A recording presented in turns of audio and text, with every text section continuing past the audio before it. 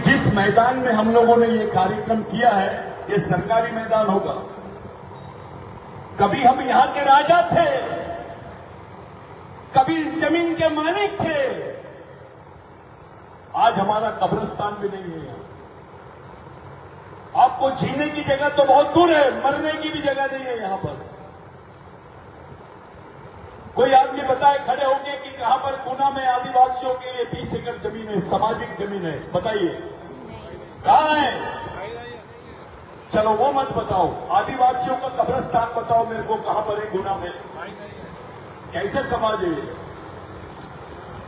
इसको समाज बोलते हैं?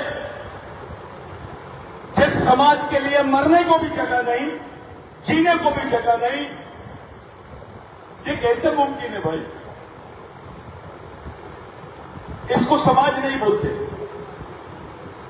मुस्लिम भाइयों के कब्रिस्तान है, उनके मदरसे चलते हैं, 5 साल का बच्चा भी उनका मदरसे में जाता है। वो अपने बच्चे को बोलता है ये कुरान शरीफ है, ये तेरे जीने मरने का रास्ता है। उनके लोग कचरा भी चुनता होगा मुस्लिम समाज का आदमी, तो समाज के बदौलत उसकी ताकत बहुत बड़ी होती है, क्योंकि उसके पीछे समाज है। उनकी मस्जिदें चलती है, उनके स्कूल चलते हैं, उनके कॉलेजेस चलते हैं। वो अपने बच्चे के हाथ में एक ग्रंथ देता है जिसको कुरान बोलते हैं, आप उसको बताता है बेटा ये तेरे जीने मरने का रास्ता है। एक क्रिश्चियन आदमी अपने बच्चे को बाइबल देता है, उनके भी स्कूल चलते हैं, चर्चेस चलते हैं। 16 साल की लड़कियां नन बन जाती है समाज के लिए। वो भी अपने बच्चे को बताते हैं कि बेटा ये बाइबल है, तेरे जीने मरने का रास्ता है। हिंदू समाज के लोग, एक ब्राह्मण भाई अपने बच्चे के हाथ में वेद देता है, कुरान देता है, रामायण देता है और उसको बोलता है बेटा ये तेरे जीने मरने का रास्ता है। उनके स्कूलें चलते हैं, आरएसएस जैसा उनका संगठन चलता है, आज पूरे देश में छाए हुए हैं। वो उनके हाथ में देश की सत्ता है, वो जो बोलते हैं सब लोग मान लेते हैं।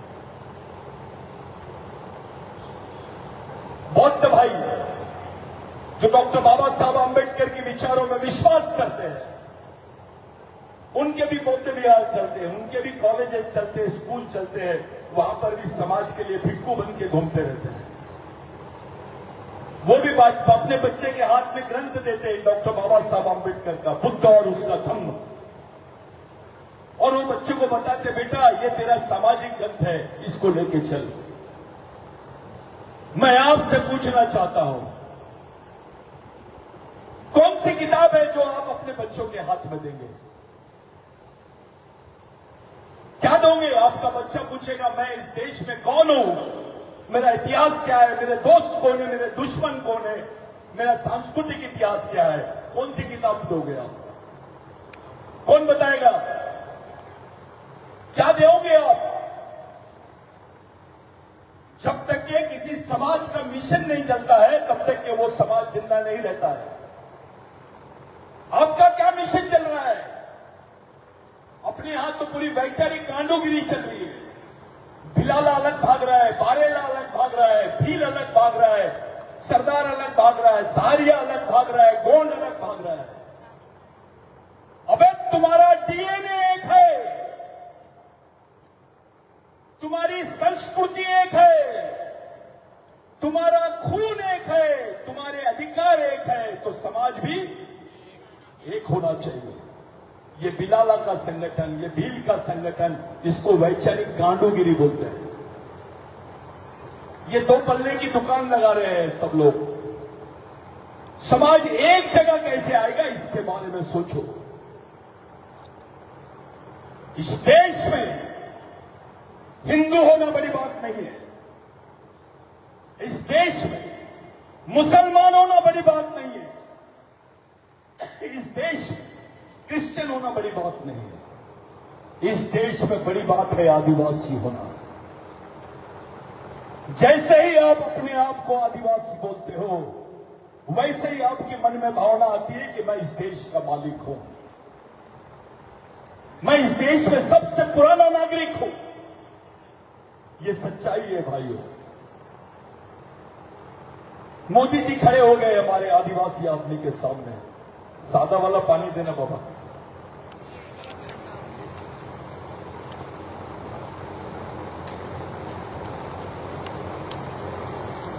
मोदी जी सामने खड़े हो गए और मोदी जी ने बोला कि मैं इस देश का प्रधानमंत्री हूं। एक लंगोटी वाला आदिवासी खड़े होकर बोल सकता है, मोदी जी आप जिस देश के प्रधानमंत्री हैं, मैं उस देश का मालिक हूं। आगे नहीं बजाने। क्यों? क्योंकि तुम आदिवासी हो। बेवकूफ बना रहे हम लोगों को, बेवकूफ बनाया जा रहा है। हम लोग खुलेआम इस बात को साइंटिफिक तरीके से प्रूव करके बताए हैं, वैज्ञानिक तरीके से प्रूव करके बताए हैं कि इस देश में भगवान पैदा नहीं हुआ था तब से आदिवासी रहते हैं। भगवान पैदा नहीं हुए थे तब से आदिवासी रहता है। वो है आदिवासी। उस पहचान के लिए लड़ रहे हैं लोग, उसी पहचान के लिए हमारे शहीद मरे। हमारे कुछ लड़कों में एक अलग टाइप का विजन आ गया है, मोबाइल पे व्हाट्सएप पे मूवमेंट चला रहे हैं। हमारे लोग हमारे ही शहीदों का अपमान करते हैं। मेरे को एक ऑफिसर मिला 1 महीना पहले, मैं प्लेन से उतर रहा था, वो भी प्लेन से उतर रहा था। वो मेरे को बोले आप सतीश बिरला? मैंने बोला यस सर, मैं सतीश बिरला। आप मेरे को कैसे जानते हैं? तो बोले मैं डिप्टी कलेक्टर हूं। फिर मैंने बोला कहां पर हो? तो मेरे को यहां का एड्रेस दिया उसने। वो भी बारेला था। बोले मैं बारेला हूं। नाम जी एक फोटो आपके साथ होना। मैंने सर मेरे साथ क्यों? नहीं, बोले एक फोटो आपके साथ होना। यार मैं आपको व्हाट्सएप पे बहुत देखता हूं, यूट्यूब पे बहुत देखता हूं, इसमें एक फोटो मेरे को। फिर मैंने ऐसा निकाला उसने, तो यहां मेरे को किसी महाराज की फोटो दिखी यहां पर। मैंने बोला इधर आओ, फोटो तो ले लिए, अब मेरा थोड़ा जवाब दो। आप ऑफिसर कैसे बने? किस वजह से बने? मैंने बोला आदिवासी थे करके बने, या आदिवासी नहीं भी रहते तो तुम ऑफिसर बन पाते? नहीं नहीं नहीं, मैं आदिवासी था करके बना, मुझे आरक्षण मिला, मैं पढ़ पाया करके मैं बना। तो मैंने बोला आपके पास में ये जो लॉकेट है ये तो भगवान टंटा भील का होना था। अरे नहीं नहीं नहीं, आपको टंटा भील के बारे में नहीं, वो तो डकैत था, वो तो लुटेरा था। एक कलेक्टर आदमी बोल रहा है, कितना वैचारिक बचपना है उसमें। जो पढ़ा लिखा आदमी होता है वो समाज का हेडमैन होता है, यानी मुखिया होता है। लेकिन वो हेडमैन नहीं था, वो डेडमैन था। वो समाज का आदमी तो था अपना, लेकिन उसके दिमाग में जो सोच थी वो पांडे जी की थी, मिश्रा जी की थी। और वो भी मिश्रा, पढ़े लिखे मिश्रा जी नहीं, जो मंदिर में बिल्कुल बैठे हुए, बिगर मेहनत करे लगे हुए। अबे तू पढ़ा लिखा आदमी है, किसी पढ़े लिखे आदमी की सोच रखता तो समझ में आती है। तेरे जीवन का मतलब क्या हुआ? तू अपने परिवार का भी नहीं रहा, तू अपने समाज का भी नहीं रहा, और समाज का आरक्षण ले लिया और कलेक्टर बन गया, और तू बोल रहा है अपने आप को कि मैं समाज का कलेक्टर हूं। ऐसा आदमी समाज के लिए मरा हुआ आदमी है, ये जिंदा आदमी नहीं हो सकता। साथियों, आज से 100 साल पहले भिल को, बिलाला को, बारेला को, सहारिया को, दरबार को क्रिमिनल ट्राइब बोलते थे। क्रिमिनल ट्राइब, अंग्रेजी में क्रिमिनल ट्राइब और हिंदी में बोलते गुनहगार जमात। आपका बच्चा पैदा भी होता था पेट से तो वो गुनाहगार होता था, उसके आगे लिखते थे गुनाहगार, क्रिमिनल ट्राइब। और जो गुनाहगार होता है उसको नौकरी नहीं मिलती थी। ये मैं क्यों बता रहा हूं? जब आपको किसी भील को, बिलाला को, बारेला को मार देते थे तो पुलिस स्टेशन में उसकी केस दर्ज नहीं होती थी। ये बात समझ में, मैं जो तुमको बता रहा हूं ये बिल्कुल सही है। ये बंद कर दे कूलर वूलर, बहुत हवा में है हम लोग। पहले आपको चोर, डकैत, गुनाहगार आपके बच्चे को बोला जाता था, आदिवासियों के बच्चों को मार देते थे तो उसकी एफआईआर नहीं होती थी, क्योंकि इस देश में ऐसा कानून था कि ये आदिवासी लोग हैं, ये क्रिमिनल ट्राइब है, इनको शहरीकरण कहीं पे भी जाके तुमको मारते थे, मर्डर कर देते थे तो भी एफआईआर दर्ज नहीं होती थी। ये हालात थे अपने समाज के। हमको चोर की नजर से, डकैत की नजर से देखते थे लोग। उस वक्त भगवान टंट्या को ये बात उनके जो शिष्य थे भगवान रेंगा कोरकू, उन्होंने बताया कि भगवान आपको सब लोग ढूंढ रहे हैं, पूरी पुलिस ढूंढ रही है, और अपने लोगों को तो ये लोग नौकरी भी नहीं मिलेगी, अपने आने वाली पीढ़ियों को होलकर में भी नौकरी नहीं मिलेगी और प्रदेश में भी नौकरी नहीं मिलेगी, क्योंकि अपने आगे लिखा हुआ है भगवान क्रिमिनल, यानी ये क्या होता है तो गुनाहगार, आरोपी। तब जाके भगवान टंट्या ने बोला कि जाओ अंग्रेजी हुकूमत को बोल दो कि अगर टंट्या को पकड़ना है तो आदिवासियों को पुलिस में भर्ती करना शुरू करो। जब आदिवासियों को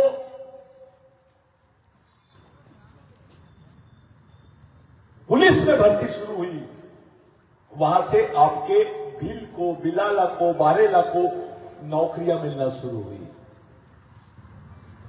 तब तुमको सरकारी महकमे में नौकरियां मिलना शुरू हुई। ये किसी भगवान ने नहीं दिया, ये टंट्या ने दिया। पहले तुम्हारे जमीनों के साधवारा नहीं थे। ये मैं जो बोल रहा हूं ये रिकॉर्ड पे बोल रहा हूं। पहले हमारे समाज के साधवारा नहीं थे, जमीनें हमारे पास में थी लेकिन उसका अधिकार दूसरों के पास में था।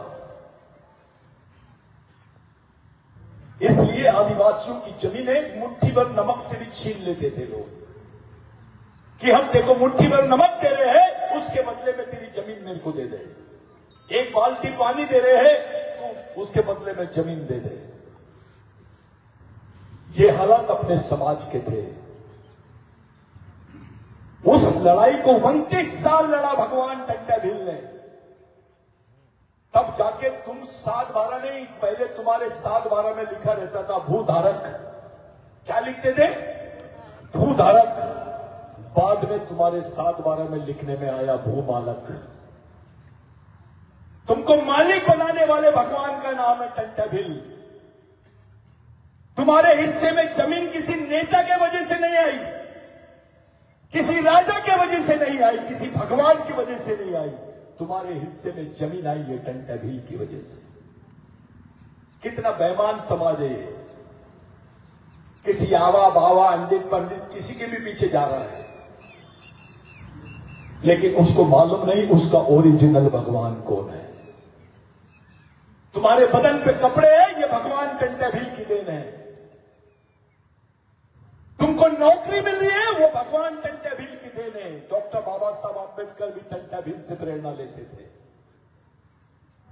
इसी मऊ में डॉक्टर बाबा साहब आंबेडकर की जन्म स्थल है और उसी मऊ में भगवान टंट्या का स्थान है, जिसको पाताल पानी बोलते हैं। डॉक्टर बाबा साहब आंबेडकर की मां बचपने में भगवान टंट्या के जैसा उनको बचपने में डॉक्टर बाबा साहब आंबेडकर को बोलती थी कि भाई टंट्या बनना। इस देश में इतने गाने किसी भगवान पे नहीं बने जितने भगवान टंट्या पे बने। यहां से लेकर महाराष्ट्र तक, यहां से लेकर गुजरात तक, इधर से लेकर राजस्थान तक, तेलंगाना तक, टंट्या ये सबसे बड़ा नाम था। अंग्रेजों ने उसको रॉबिन हुड बोला। जिनको मार रहा था टंटा भील, जिनके खिलाफ में लड़ रहा था वो, उन लोगों ने बोला he is the living God, ये रॉबिन हुड है। ऐसी पदवी देश ने किसी आदमी को नहीं दिए जो भगवान टंटा भील को दिए। कुछ षड्यंत्रकारी लोग भगवान टंटा भील को डकैत बोलते थे और अपने समाज के भी कुछ ढेर शायने गद्दार लोग भगवान टंटा भील को डकैत थे, चोर है। अबे तेरे बाप ने नहीं किया वो काम, उसने किया है तेरे लिए। तेरे आगे जो भील लगता है, बिलाला लगता है, बारेला लगता है, सहारिया लगता है, गोंड लगता है, उससे पहले सब ये समझते हैं कि ये टंटा भील का वंशज है। वो जमीन तुम्हारे हिस्से में आई तब कोई नौकरियां नहीं थी, तब जिंदा रहने का एकमेव साधन था जमीन, खेती। अगर जमीन नहीं होती तो तुम खाना नहीं उगा सकते थे, अनाज नहीं उगाते, अनाज नहीं उगाते तो खाते क्या? कौन खिलाता तुमको? ये टंटा भील की देन है। साथियों, जब टंटा भील को बोला गया, पकड़ा गया, अपने ही लोगों ने पकड़ा है। जयचंद बोलते जिसको, विभीषण बोलते हैं। अपने समाज में विभीषणों की फौज ज्यादा हो गई है अभी। रावण कम हो गए हैं, विभीषण ज्यादा हो गए हैं। रावण तो आदिवासी था, शबरी भी आदिवासी थी। शबरी ने राम का इलाज कराई, उसको ट्रीटमेंट दी। 12 किस्म के बेर होते हैं, 6 किस्म के बेर पॉइजनस और 6 किस्म के बेर मेडिसिनल होते हैं। कोरोना आया था, क्या दे रहे थे तुमको? बूस्ट करते थे बॉडी को, वो दवाइयां थी। उस वक्त शबरी भगवान रावण की मां की बहन, यानी रावण की मौसी, हेट्टी की बहन, वो शबरी ने राम जी का ट्रीटमेंट करी। ट्रीटमेंट उनको वायरल हो गया या कुछ हुआ, उसको उनका इलाज करी। लेकिन शबरी तो डॉक्टर होगी अगर उसने राम जी का इलाज करी तो, जबकि राम जी से उम्र में ज्यादा। लेकिन फोटो कैसे बनाते हैं? शबरी को राम जी के पैरों के पास रख देते हैं।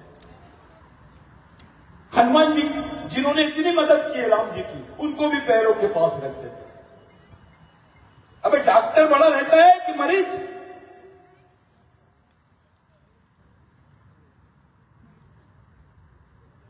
एक षड्यंत्र चला है हमारे समाज के सामने, इसको समझना ही पड़ेगा। अगर नहीं समझोगे तो तुम कुछ नहीं कर पाओगे।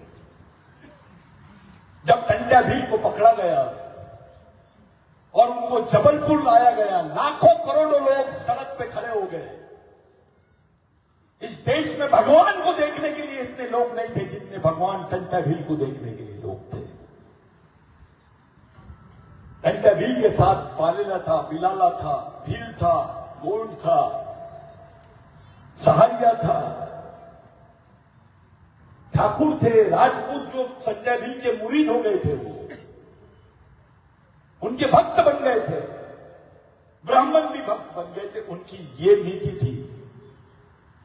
वो न्यायप्रिय व्यक्ति था जिसने पहले इस देश में सामाजिक न्याय क्या होता है ये भगवान टंटा भील ने बताया। जिसको तुम लोग ग्राम सभा बोलते हो ना, वैसी 1 लाख ग्राम सभा का संचालन करता था टंटा भील। वो टंटा भील पे बात कर रहे हैं हम लोग। अगर टंटा भील नहीं होता तो आज ये आदिवासी दिवस भी नहीं मनाते तुम,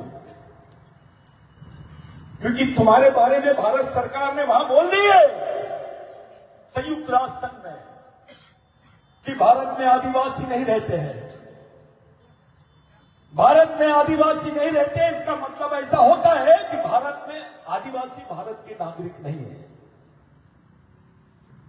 और उसमें और एक बात बोली गई कि कुछ भील वंश के लोग हैं जो आदिवासी जैसे नहीं दिखाई देते हैं। यानी पूरे भील वंश को इंटरनेशनल कॉन्स्टिट्यूशन से बाहर निकालने का षड्यंत्र है। अंतरराष्ट्रीय संविधान से बाहर।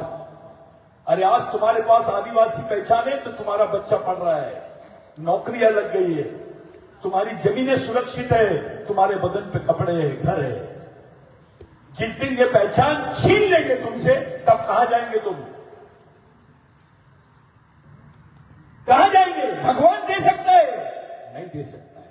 धर्म दे सकता है? नहीं मिल सकता है। केवल समाज से ही मिल सकती है तुमको। तुम्हारी सांस्कृतिक पहचान को जानो। मोहनजोदारो, हड़प्पा, सिंधु संस्कृति के